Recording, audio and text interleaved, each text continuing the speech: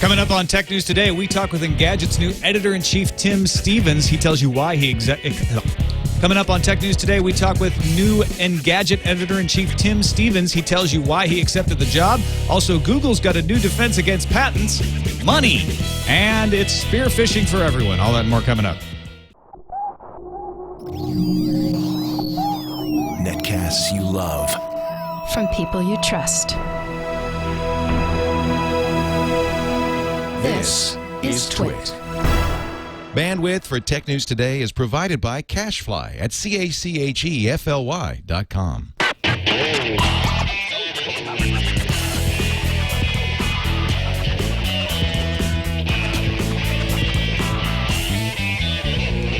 This is Tech News Today for Monday, April 4th, 2011. Tech News Today is brought to you by Netflix. Watch thousands of TV episodes and movies streamed to your PC, Mac, or TV instantly. Plus, get DVDs by mail in about one business day. For your free 30-day trial, go to netflix.com/twit. Welcome to Tech News Today. I'm Tom Merritt. I'm Sarah Lane. I'm Darren Kitchen. And I'm Jason Howell. As is the show, we kick around the tech news of the day. Joining us today is the brand new editor-in-chief of Engadget.com, Mr. Tim Stevens. Welcome to the show, Tim. Thank you very much for having me. I'm sorry, on the video version of the podcast, you won't be able to see Tim because in his new role as editor-in-chief, he wants to maintain secrecy. Except for this photo. He has a brand. No, we just couldn't get Skype working on our end. But thanks for persisting through all the troubleshooting before the show. Hey, thanks for your patience. Yeah, no problem. We also in the audience, Mr. Dale Chase, Nerdcore rapper. Oh. Hey, we don't really have a good Dale camera Chase. on him, but thanks for coming out. Yeah, Trust us. he's right there. In the audience, maybe some people who were really pissed off at Friday's show. So I want to take a real quick moment a couple. to at least minorly defend ourselves. We know that on April 1st, there aren't a lot of stories because everybody's doing April Fool's stories. There are a lot of stories that are uncoverable. Exactly. They're all April Fool's stories. Yes. So not a lot of news happened. The only thing that happened was the Liza Moon attacks began. And honestly, that was the only story that I regret not doing a regular show. But instead of doing a fake news show, we thought we'd do something more interesting. So we stepped back 5 years to April 1st, 2006, did a straight story on stories from that day. All true. All researched. We made one mistake. I guess the Simpsons movie didn't come out till 2007. So it was the wrong year. And there was one story that was dated April 4th, although the story happened in time for an April 1st show if we'd been doing one. But we really wanted to do a show that was a commentary on how little things have changed in some ways in the past 5 years, instead of doing a show where we just covered, Gmail motion. I don't know. I mean, I understand that April 1st can feel, can take it out of you. Yeah. After an entire day maybe of reading bad news stories, you didn't want to sit down and watch TNT and have it not be a straight show about that day's news. You wouldn't have got a whole lot anyway if we'd done it that way. That's my point. So most of the people, I'd say 70% of the people love the show. For those 30% who are like, I'm never watching again, well, you're not watching. And for the other part who are like, I really didn't like that, we hear you. And maybe next time sort of a disclaimer or something, because maybe they just didn't like getting fooled. All right, on to our first story of the day, which is Tim Stevens. You are now the new Engadget editor-in-chief. Congratulations. Congrats, Tim. Thank you very much. Thank you. I'm thrilled. You've been with Engadget since, from the beginning or pretty close to the beginning, right? No, I've been with Engadget for about 3 years now. So the summer of 2008 is when I started. Oh, okay. So you're a little farther off than I had remembered. But you've been around through several regimes. What are your plans for the site now in the Stevens era? Not a lot of big changes, right? You're not going to change topics or anything. No, absolutely not. Really, the big goal right now is just to get back to what we've always done best, which is covering the news and doing great reviews and that kind of thing as well. So no, absolutely no changes that are planned right now. No big changes anyway. We do have some enhancements and streamlines and things that we want to do down the road. But for the moment, no, we're not really planning on making any changes at all. And you've got a lot of personnel changes. How does that affect your strategy and the people that you've got to work with? It's definitely a challenge. I won't lie to you. We have lost quite a few people who were integral parts of the team, but we've also brought on some amazing people over the past few weeks who are really stepping up and amazing us already with the content that they can produce. So right now, we have to focus a little bit on training to get these people up to speed on, the content management system that we use and the way that we cover news and that kind of thing. So, we may be a little bit slower for the next couple of weeks while we bring these people up to speed, but ultimately the team is as strong as ever was as far as I'm concerned. And as far as I'm concerned, we should be able to do the same thing we've always done, just as well. Now, Josh Topolsky had been hosting the Engadget show. Is that going to continue now? Yeah, the show will be continuing. We're discussing what kind of format that we want to go, whether we want to stick with the same format that we had before or whether we want to maybe change it up a little bit. But the show will definitely be continuing, yeah. Will we still see Josh and Nilay and those guys guesting? Not sure at this point. Okay. We also had a story today that AOL had let go of some of the freelancers and was going to a model where they want to have everybody in-house, so they're bringing some of the freelancers in. How does that affect Engadget? Because I know Engadget has used a lot of freelancers in the past. Right. We're actually in the process of moving away from that somewhat, but we do still have some freelancers, and we've been told that the ones that we have are not affected by this move at all. Basically, we've been told by AOL that we can, more or less do what we want to do. Because we are a successful property and they don't really want to try to mess that up. It's not broke, so they shouldn't try to fix it. So as far as I know right now, we're not affected by this directly. Yeah, the report I read that said it was more the business and finance areas of content that were being affected by that.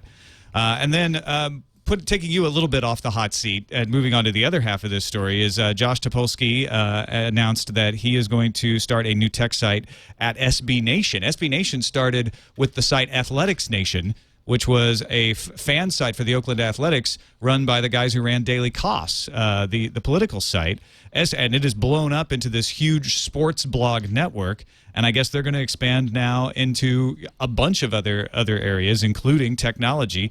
Josh Topolsky, along with Nilay Patel and a few other former Engadget folks, are going to be joining along with that. Sarah, what do you think? I mean, it's kind of amazing how Athletics Nation, which is something that you were familiar with as an A's fan, which doesn't surprise me. I mean, it's grown a lot. I mean, as CEO, Bancroft has expanded the network to, 300 blogs. They have 400, more than that, paid writers. They've acquired some other entities as well. I mean, this, and SB Nation is conveniently doesn't really sound like anything. I mean, it's not really about sports necessarily, unless you know that it's supposed to stand for sports blog. Right. So, yeah, I mean, this sort of thing is exciting to me. I mean, they're obviously going to put a lot of time and energy into a tech trajectory.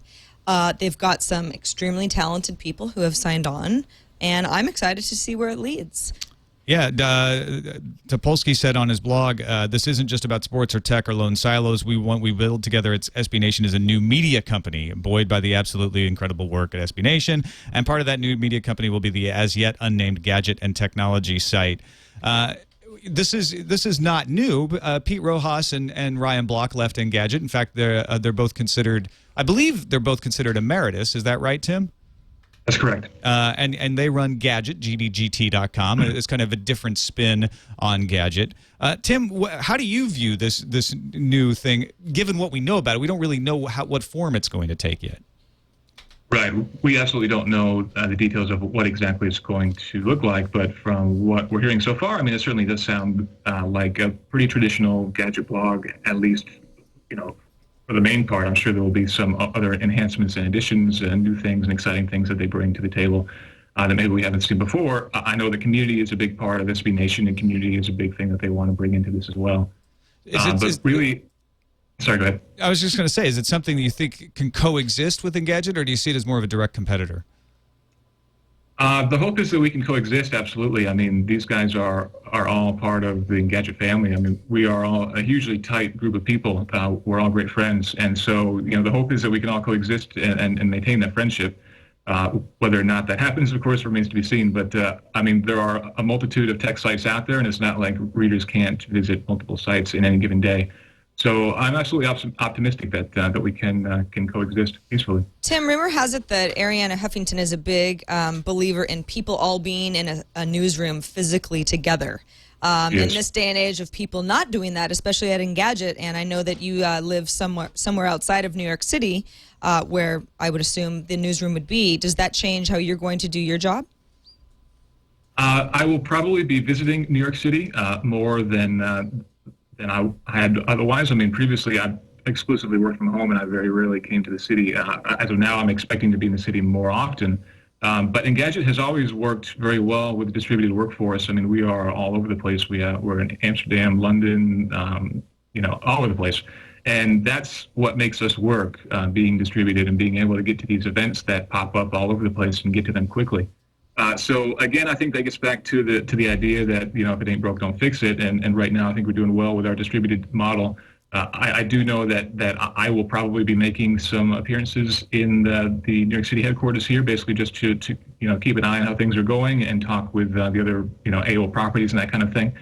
But for the majority of our staff, no, I certainly don't expect that we're going to be trying to move everybody to New York City to work out of the offices here. I don't think that would work for us. I think that this is going to be an interesting experiment to see if that feeling that they capture in those sports blogs can be translated over to other enthusiast areas like technology, like hacking. Right. So for somebody like me who doesn't follow this sports blog, what does that really mean? What's that magic that you're talking about? Yeah. So when I was a A's season ticket holder, I was in the depths of following the A's all the time, and Athletics Nation was the one place where they built it for the fans. They said, what do the hardcore fans of the A's really care about? Let's talk about that. That's the stuff you don't read in the sports papers, because the sports reporters are out there playing the game, saying, well, you don't ask a player that. You don't ask a player this. The sports reporters aren't talking about the fate of the drummers up in the bleachers and why they've disappeared for some games. These are the questions that the fans in the stands actually have and want to know, who really follow the team. And they talked about that, and they interviewed fans, and they were able to get an interview with Billy Bean, who loved the site. He loved to be able to reach out directly to the people and not go through so many filters. And I think that it resonated with people, and they felt like they were part of a community, and that's what SB Nation is good at. I can totally see how that could potentially translate to tech, because tech is a community just like sports enthusiasts. I think if there's any area that could be even half as rabid as an area that sports fanatics are in, it is tech fanatics. I don't know. I mean, has anybody really been fanatical about like iPhones or? Yeah, absolutely. Yeah, we have reader meetups a couple times a year, and we bring thousands and thousands of our readers to these events. And yeah, they're absolutely very rabid. I mean, we have people there showing us their hacked the colors, for example, all the cracks that they're doing on the Nokia devices, all the cool stuff, and they bring it out, and they're just, amaze us with the stuff that they're doing. So, yeah, I mean, we see that already at Engadget with all the events where we're going out to the readers and having these events to bring them together. So there's definitely that community there, for sure. Yeah, there's a series of tech teams, if you will, and big rivalries. Oh, yeah, and there are fan boys and girls for all of those teams. Yep. I could see that, I could see a PlayStation Nation blog. I could see an iPhone Nation. Yeah, absolutely. There's plenty of Linux Nation blogs already. Team Debian.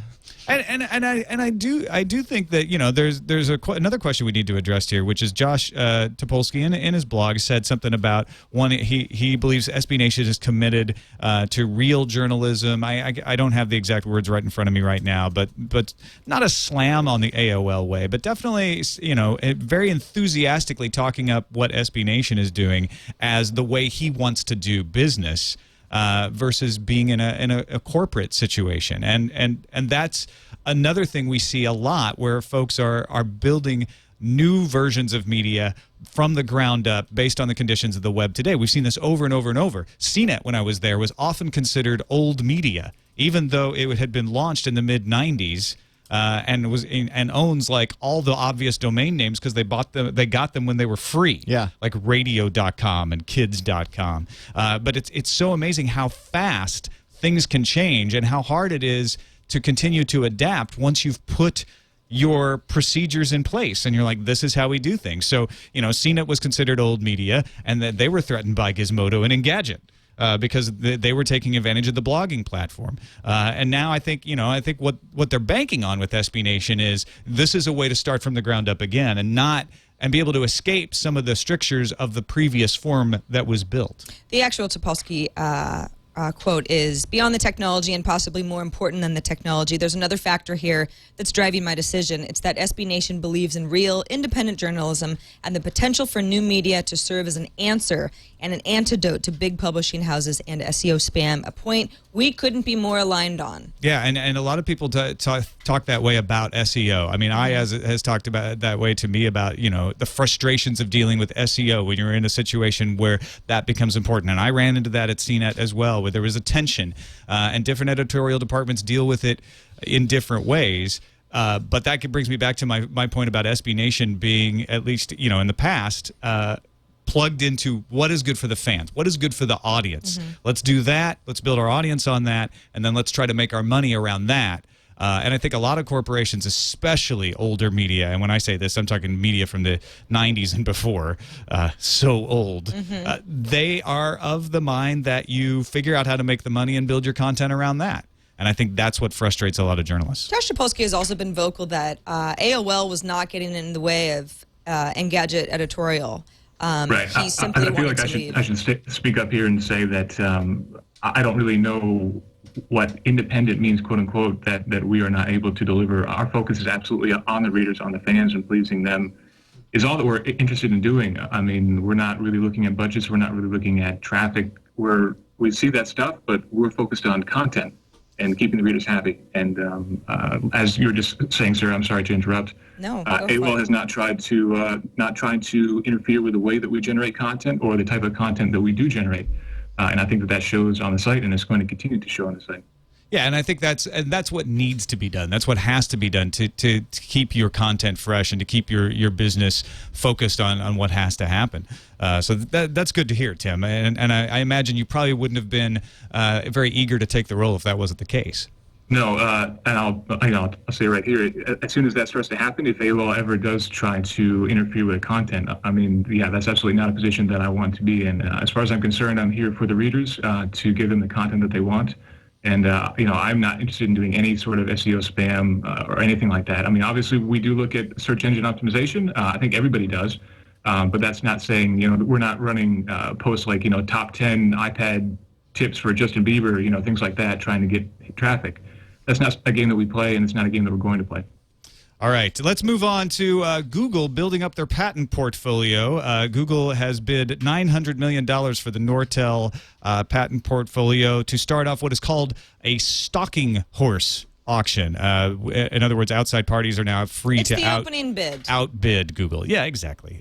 So Google wants Nortel's patents because they're cheap. Nortel are they in bankruptcy? Yeah, and sell-off. And so you can get stuff for cheap. It's a going out of business sale for Nortel. This is also 6,000 or so patents. So I mean, it's not 10. And I was talking to a guy from Google over the weekend who was saying he's constantly trying to encourage folks to patent more things, and Google has this attitude of, well, we don't want to patent that. We want people to be able to use it. We don't want to hoard this stuff. But that's not the way the game is played.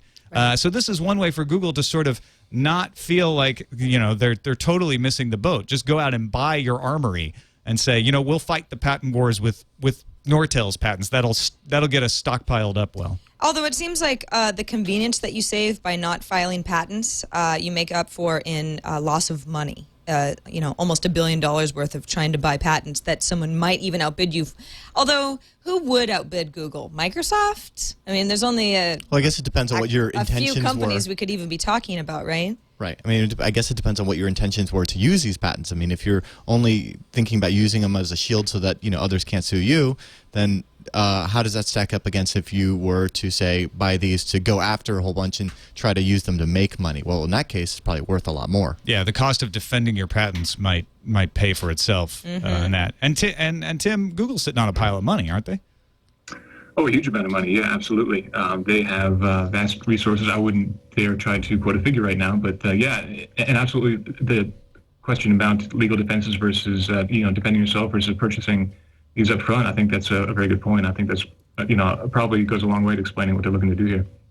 Also, a lot of you may have noticed in your email today, 1, 2, maybe a dozen or more emails from companies saying, yeah, we're contracting with folks called Epsilon to maintain some email lists. And, well, Epsilon got hacked. The Epsilon said it detected an incident in which clients' customer data were exposed by an unauthorized entry into their email system. So Best Buy, TiVo, Walgreens, Capital One, Citigroup, JP Morgan Chase, the list goes on. Kroger. If you go Krogering and they have your email address, now the hackers have it too. They have like something like 2,500 some odd clients. So a lot of people using them to do their email blasts. I've gotten 2 emails, one from Best Buy, one from TiVo so far. I opt out of almost any email notification or list I might possibly be on, with the exception of Walgreens, because I use their automated refills in their pharmacy. I didn't hear from Walgreens today. I don't know if that's because their pharmacy is Maybe on some sort of different system, and Epsilon isn't handling marketing for really private information like that sort of thing. That would make sense, actually. Haven't heard a peep from Walgreens, so I'm going to assume everything is fine. Right. This is a great reason to be using a separate email address for those non-critical things like that. Have your personal email, your business email, and then your kind of your junk spam email. Tim, did you get any of these? It just was names and addresses. It wasn't any other information. I did not get any personally, no. Thankfully, I was not a subscriber to any of these services. However, I was watching our tips inbox this morning, and we certainly got a lot of tips from readers who received many. We got dozens and dozens of tips on this topic. So there are a lot of affected users. We got several ourselves, and some of them were saying things like, I think hacking is going up. I've got all of these emails from different companies. And what's funny is like some of these companies were out up front saying, hey, we contract with these Epsilon guys, and they got hacked. So, your email. And others were very vague, like, a data breach has occurred. No, don't worry. And they didn't tell you. So they almost could have appeared to be from different sources.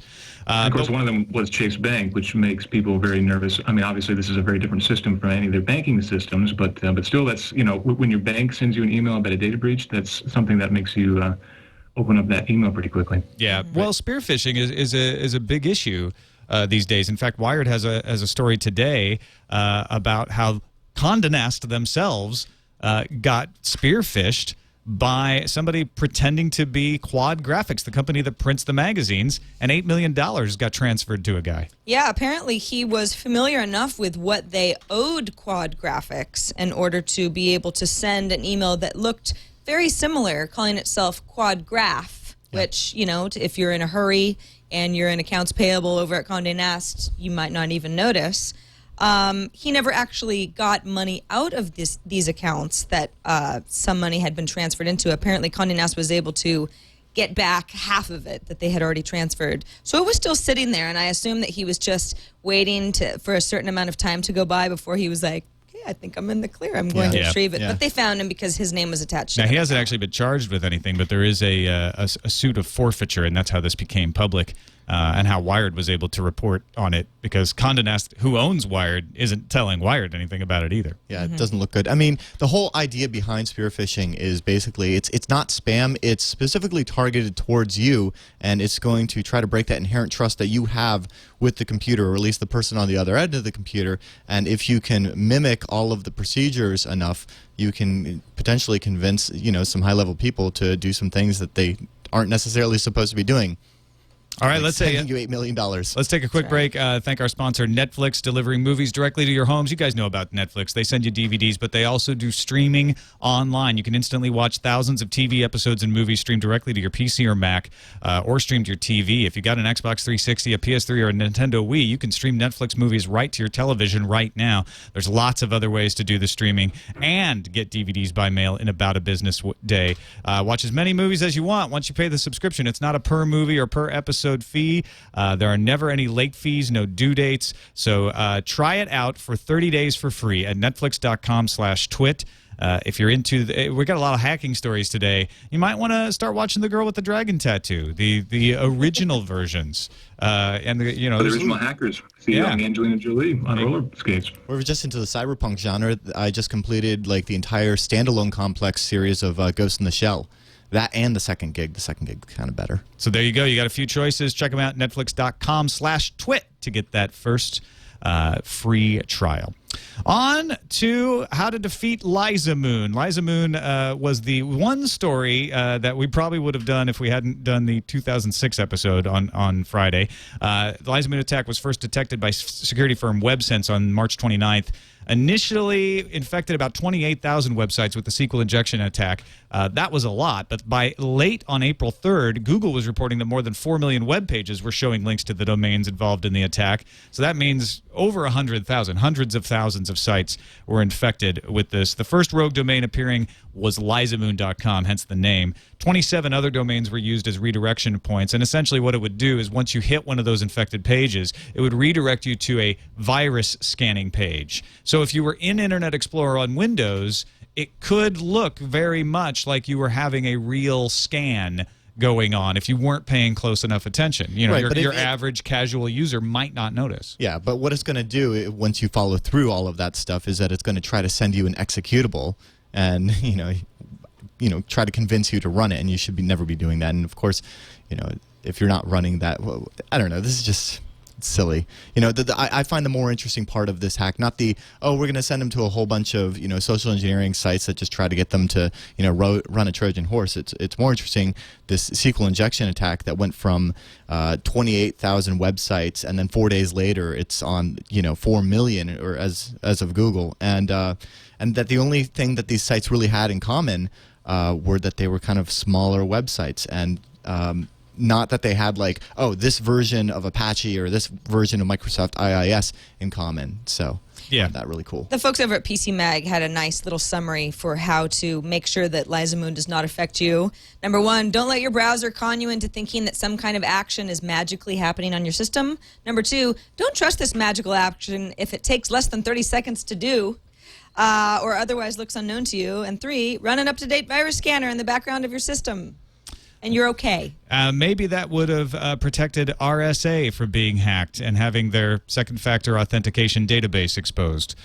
We still don't know what information was got from RSA, but they have revealed how the hack was perpetrated on them. They said it was very sophisticated. Darren, let me know if you think this sounds let's sophisticated. Walk through it. How to they sent 2 groups of email to low-profile, non-senior employees at the company. So, like low-level accounting folks, people in HR, stuff like that. Yeah, again, on the fringes. Spear phishing attacks, some users that may not be computer buffs.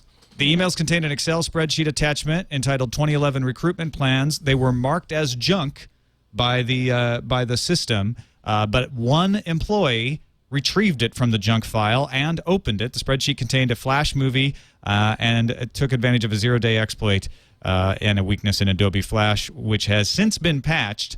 But they were able to use that exploit to install a RAT, or a remote administration tool, or remote access toolkit, Trojan, whatever you want to call it. Right. You got they used poison ivy. Yeah, you got to live those 0 days, because that's what's going to allow you to do what's called remote code execution, where just by opening that file and this being an Excel file and just there being some Adobe Flash inside, it going ahead and running some information on your computer. Now, your computer, in this case, if you're in HR, probably not having a whole lot of administrative rights over the whole network. I'm imagining the RSA knows how to secure their network to the point where, somebody in HR doesn't have access to, sensitive data involving the seeds and the sequences to create the random numbers that they use. Right. But once they were inside the network, they were able to gather some login credentials from those low-level accounts and then escalate their privileges and gain access to the secure systems. And that's typical, is to do the privilege escalation on, you get those low-hanging fruit, and then you start pivoting through the network, trying to, grab, say, for instance, an administrator logs into a HR person, that's been infected machine, say they have they need to do some remote assistance, and they're like, oh, hey, I'm having some problems with blah, blah, blah, and the administrator logs in. Well, then all of a sudden there's this token on your machine from that administrator, and you can kind of recycle those tokens. So there's different ways that, hackers use to kind of escalate throughout the network, and then just because they got some low-hanging fruit, sometimes they can just work their way up the tree. It's also kind of smart how it was an Excel spreadsheet marked 2011 recruitment plans. So even if it was junk, you were like, no. I need to know this. Yep. Recruiting who? Yeah. At our company. Right, which is why, actually RSA has not said what areas of the company were targeted, but the name of the file makes you think, it might have been somebody in personnel somewhere. All right.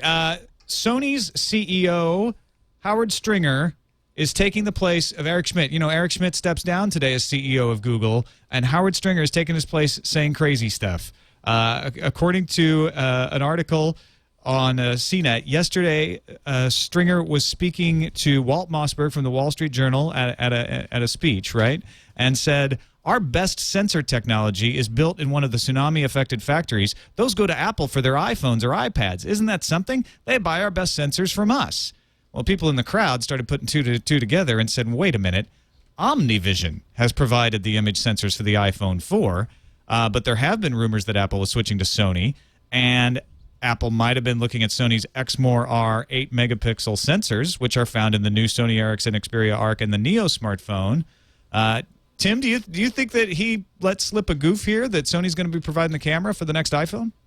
It's pretty hard to imagine Howard Stringer not knowing, who is purchasing the camera sensors. So, but it's also, pretty hard to imagine him letting slip something like this.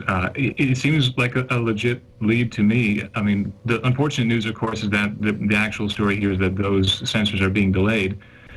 So, even if they are going to the next iPhone, perhaps the next iPhone is now being delayed because of these sensors. We've also heard talk that maybe iOS 5 they're having some issues with. But yeah, I mean, it certainly seems reasonable. And that sensor in the Xperia Arc does amazing photography. And we reviewed that not too long ago, and the pictures were fantastic. So that's actually, very good news if that is the sensor that's being used. Yeah, I guess it's good news and bad news depending on if this is what people surmise it is. Good news about the camera. Yeah. Bad news that we might not get the phone. And like you said, there have already been rumors that the phone would be delayed for other reasons. And this would explain it. Yeah. Also, Stringer said to Japan's Nikkei that the company's first Android 3.0 tablet will be on sale by the end of summer. Better yet, it'll pop for retail in the United States first, according to this report. And then Sony later told Japanese site AV Watch that it will release the tablet before the end of the year, not summer. So we don't know if the AV Watch report is referring to Japan, it would get it before the end of the year, or if they were trying to correct Stringer and keep him from allowing it to be out by summer. But either way, it looks like we're going to see a Sony tablet. I really love the idea that Howard Stringer might just not be able to keep a secret. So it's not that he's talking crazy. He just ask him. He'll tell you. He can't help it. I'm sorry I said that, but it's true. It's true. I can't keep a secret. I'm so excited about the tablet and the sensors. Don't ask me anything. Yeah, so Engadget's done a lot of good reporting. I know Thomas Ricker has covered this before about what that tablet would look like, Tim. Right, it's a very crazy design with kind of a folded top on the back. We've speculated that perhaps there might be shoulder buttons up there. Maybe this will be the first PlayStation certified tablet to kind of pick up on the smartphone experience that they're starting to do now. It's hard to tell. It could just simply be an easier way to hold the thing one-handed while you're swiping away at your browser or whatnot. But it's a very interesting design from what we've seen. We're of course very eager to see what it looks like in hardware. And our final bit of discussion today, Anonymous has gone on the attack against Sony to protest the lawsuit against George Hotz. They've put up a manifesto about Sony's corrupt business practices being indicative of a corporate philosophy that would deny consumers the right to use products. PlayStation.com has been up and down for most of the day. Sony says it's because of sporadic maintenance. Well, I guess you have to do sporadic maintenance when you're under a DDoS attack. That means so they both might be true.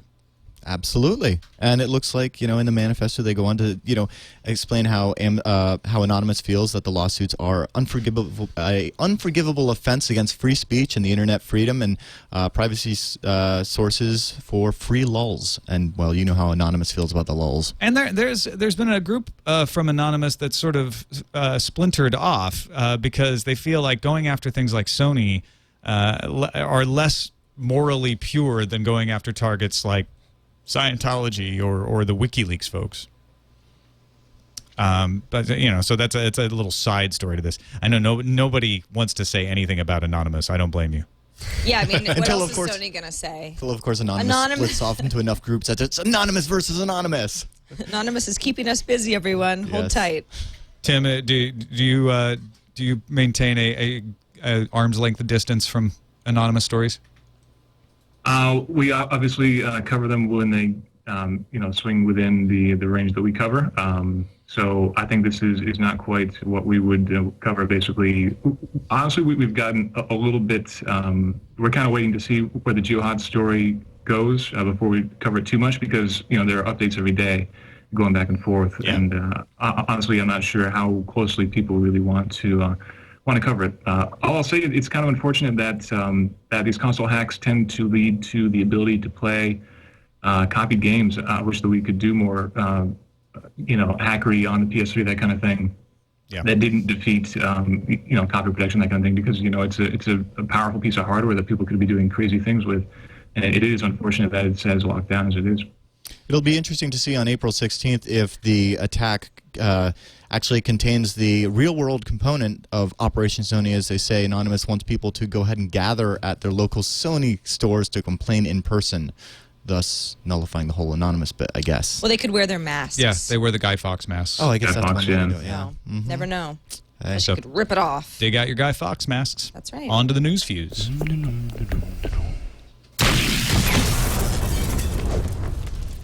WithinWindows.com is reporting that Microsoft is testing a new interface for Windows 8. Screenshots show a ribbon similar to that in Microsoft Office or Windows, except happening in Windows Explorer, which is Microsoft's file browser application. Also seen as a new welcome screen, which looks a lot like Windows Phone and even has an unlock ability. Cablevision introduced its new iPad app, which gives subscribers video on demand and 300 channels. And they say the app won't have the same problems as Time Warner's app has been having with the network, since Cablevision already has contracts that would allow this kind of streaming. You can have up to 3 iPads registered, but only 2 will be able to stream video at the same time. Sprint is building its own service that'll allow payments via NFCs, and it's supposed to roll out this year. Now, the other carriers, AT&T and Verizon, they've got a competing NFC payment system called ISIS, which won't launch until next year. Now, Sprint, of course, is tinkering with it to try to find some ways to make money of their own, selling coupons or just doing some targeting advertising. Everybody's getting an NFC. Last year, the FCC made some net neutrality rules that Verizon and Metro PCS both opposed in court. The wireless companies said the rules went well beyond any authority provided by Congress, but those lawsuits have been tossed out. It's not because net neutrality rules are bulletproof. Instead, the case was thrown out because of a timing issue. The rules have to be published in the Federal Register before you can object to them. So we'll wait till they're published in the Federal Register, and then Verizon and Metro PCS will come back and object to them, and then we'll find out what the court thinks of this. Sounds fun. Oh, it's going to be fun. It sounds like a lot of fun. Twitter's added some new enhancements to their search functionality that actually allow you to find things more easily. As Engadget reports, you don't need the specific names of users to be able to search what they posted about. There's also an advanced search where you can add a smiley emoticon to get upbeat posts and a frowny face to get sad ones. I haven't tested it out to see if it works well. That's so cute. Yeah. But it's not really that cute. How often are you guys actually searching Twitter anyway? Well, I've stopped searching because it is just a bunch of noise. I generally, if I were looking for a particular post, I would go to Google. But the only time I'm searching is when I know a person's real name and I search by under the People tab to try to figure out what their Twitter name is. But maybe search will start getting better. Hey, you guys remember that Apple subscription scheme where Apple gets a cut of the revenue of publishers? Yep. It had a little bit of opposition. Well, the Financial Times is one of those. It wants to start selling its subscriptions directly to consumers instead of using the Apple Store system. So I guess they're getting ready to have a little staring contest. Who do you think was going to blink? Financial Times is like, no, we're different. We're Financial Times. Yeah. I know you want to make these rules for everybody, but we're Financial Times. Don't you understand? Apple's like, you're still going to have to pay your cover. Yeah. Apple's like, let's tango. You're not getting in the club. A San Francisco ordinance states that cell phone packaging must include radiation level information right on the box. The CTIA is fighting this ordinance, saying it conflicts with the First Amendment of the U.S. Constitution, particularly the free speech provisions of said amendment. The CTIA is also arguing that giving this information to consumers will confuse them, which, if you don't know what the rad means, it could possibly be confusing. That is how confusion confusement. Yeah. See? I'm confused. Already. Very confused. Friend of TWiT, Kevin Rose, has gone public with his new company venture, and it's called Milk. The company will be small to start, comprising of Rose and 5 others, one being Daniel Burker, who's the former head of design at Dig. Milk says its aim is to build mobile apps that solve industry problems, and they're expected to try a slew of different concepts under the company name. Let's hope they don't discriminate against the lactose intolerant. I was just hoping they'd do a body good. I think they'd like to do both. And somebody can make the got milk joke now. Right. All right. Engadget reporting that bionic eyes are closer to human trials than ever with the invention of an implantable microchip. Bionic Vision Australia has come out with this microchip that packs 98 electrodes in a 5 square millimeter area that stimulates retinal cells to restore vision. Wow. I wonder what that means in terms of like resolution, or if you would see in kind of the way that Geordie LaForge saw on. It's the the Next quality Generation. of the processing, not the megapixels, Darren. I understand that. You're right, and the eyes do have pretty good optics, but This is a pretty incredible development here. I love this idea. Yeah. Yeah, absolutely. I'm kind of slowly going blind in my right eye, so I'm hoping that by the time I go all the way, they'll have something like that ready for me to go. Then I can be, half bionic. That'd be awesome. That would be. It's sort of your own personal Kurzweil moment. Like he wants to live it long enough to live forever. You want to have your eye work long enough to be replaced by a bionic eye. Yeah, and if you could get this and then tie it in with a little bit of augmented reality as well, then there you go. No need for funny glasses or anything. All right, let's move on to the calendar. Larry Page takes over as CEO of Google today. Welcome back, Larry. Larry, we missed you. To your CEO seat. Right. Coincidentally, the Senior Vice President of Product Management, Jonathan Rosenberg, just resigned from Google today, this Interesting afternoon, timing, actually. Jonathan. Rosenberg has been with Google since 2002, so quite a long time. We know that Larry Page is big on product, so no word on whether it's some sort of clash or someone left in a huff or someone Jonathan said, "You're just out of didn't here." realize what day it was. Or he was like, oh, maybe I shouldn't have picked that I day. gave my 2 weeks notice. They told me not to do April 1st because then people wouldn't believe it. Yeah. It must be Musical Thanks a lot, Chairs Day Larry. too. Maybe there's like a tech cakewalk going on. There is. Red Snow's untethered jailbreak for iOS 4.3.1 released for Windows and OS X, but lacks iPad 2 support. On this day in 1975, which was 36 years ago, Bill Gates and Paul Allen formed a little partnership. Didn't even name it at first. Yeah, they were just going to do some work together. Yeah. And then 6 months later, they called it Microdash Soft. That sounds a lot better than the Gates and Allen project. That might have been the original name. You think so? Alan Parsons gave him a cease They and couldn't desist. figure out, no, we're going to call it Allen's and Gate Project. Let's just call it Microdash Soft. Or TaxSoft. TaxSoft. AT&T is going to make you pay even more for an iPhone. That's if you don't already qualify for subsidized pricing. It's going to be an extra $50 for those people. This price hike also applies to other smartphones, but iPhone users in particular are going to shake some they raised the fists. price on all their phones, essentially. But iPhone gets the headline because, it's iPhone. Right, exactly.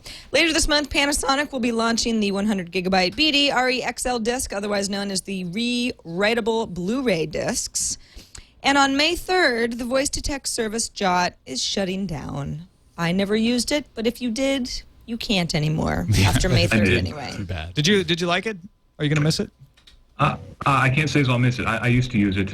Right now, Google Voice has really taken over for all of my texting needs. So Yeah. I can't say as I'm going to miss it too much right now. I'm sorry to say, John. That's why they're going away. And Google Voice does such a great job. I mean, It's hilariously amazing. fun job. On to the emails, TNT@twit.tv. Scott Hansen wrote in and said, you talked on Thursday's show about Google standardizing Android to keep the feel of the interface similar. Well, I'm on Google's side. Last November, my family bought 3 Samsung Fascinates. I believe that's a Samsung Galaxy S phone. I was told earlier this week from Verizon Tech Support the Fascinate may never get Android 2.2 because they can't get it to run smoothly with the extra bloatware they add to the code. Bloatware was my term, not theirs. At one point, the rep even suggested that some people have installed unofficial versions of 2.2 on their Fascinates. He quickly then backpedaled after I asked if a Verizon employee was recommending that I root my phone and void my warranty. As much as I love Android, this is just one example of the problems with the OS being too fragmented. Well, that's why Google wants to get control back. Yeah.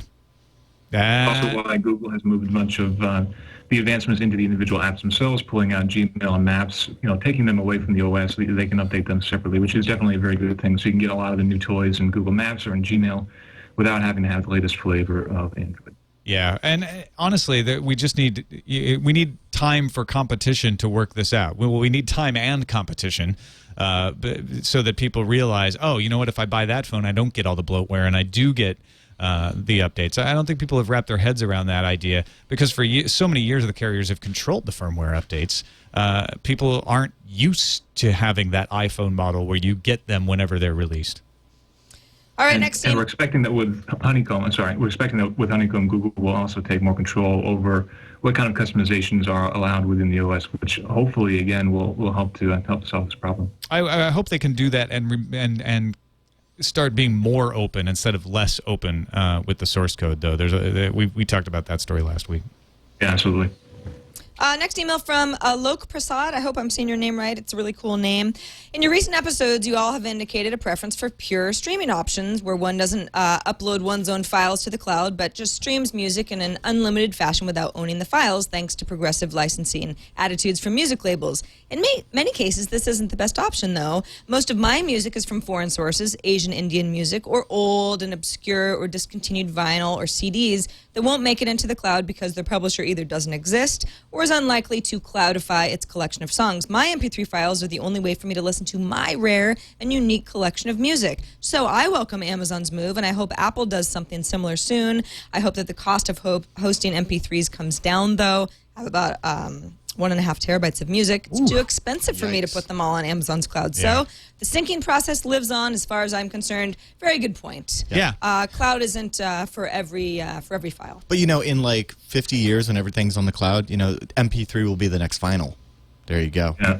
I dream of the day when I can throw away every CD and delete every MP3 and just have everything be available all the time. Yeah. Every device fit. Well, and I'm a little bit like a Lok in that, I have lots of weird stuff that I've dug up here and there, or, there's that Nerdcore sampler that came out recently, that downloaded. I don't know if that's available on Amazon, but I've got it, and I just want the stuff that I have collected to be available, and something like Spotify, RDO, those things are great, but they don't necessarily have the oddities, and everybody's got a few oddities that they like, some more than others, obviously. Well, that's the beauty of liking the music that you like, is you don't want to just have the access to the same 100 albums that everybody else has. There's a ton of independents that aren't on labels, like you say, these oddities. I like Dale Chase. He's as odd as they come. Well, and another part of this too, only because I've only recently started playing around with this app called Audio Galaxy. The Android, it uses your collection at home as the server to stream it to your phone. So you have your entire collection there, as long as you're willing to leave your computer on at home. Right. And so, then you're not syncing anything to the cloud. The cloud is your home machine. Yeah. All right. Darren, thanks again. As always, good having you on Mondays. Let folks know what's going on at Hack 5. Ooh, Shannon just did a great segment on going ahead and doing some session hijacking, stealing those cookies, even on encrypted networks. Find it over at hak5.org. And Tim Stevens, once again, congratulations, editor-in-chief at Engadget.com. Let folks know what's going on over there. We've got breaking news going all the time, so it's the same as it always is. We've got lots of news coming through. That's it right now. And thanks for taking the time to talk with us today. Really appreciate it. Thank you for having me. I'm happy to come again anytime you'd like me. Well, we'd love to have you on again when you are not the news. Yes, and sometime when I'm perhaps on a better connection with when microphone we can as see well, you. might be good. Yeah, that'll be great. Thanks again, Tim. And thanks, everybody, for watching. Twit.tv/TNT is the place to find us on the web. You can email us, TNT@twit.tv, or give us a call. Our Google Voice number is 260-TNT-SHOW. See you tomorrow.